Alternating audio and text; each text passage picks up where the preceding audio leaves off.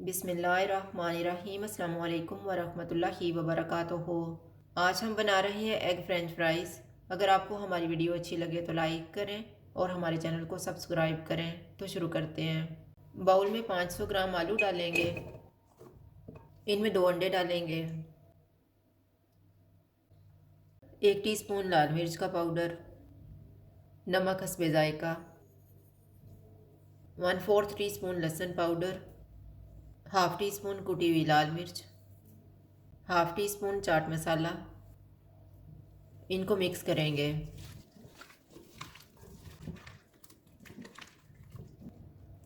आधा कप मैदा डालेंगे और मिक्स कर लेंगे।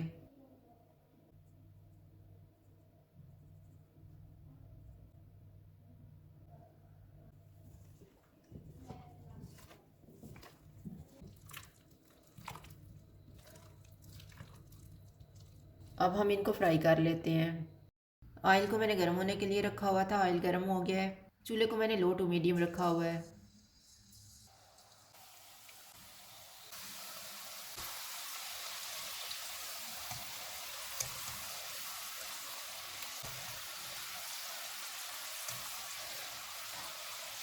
चिप्स फ्राई हो गए हैं, इनको निकाल लेते हैं।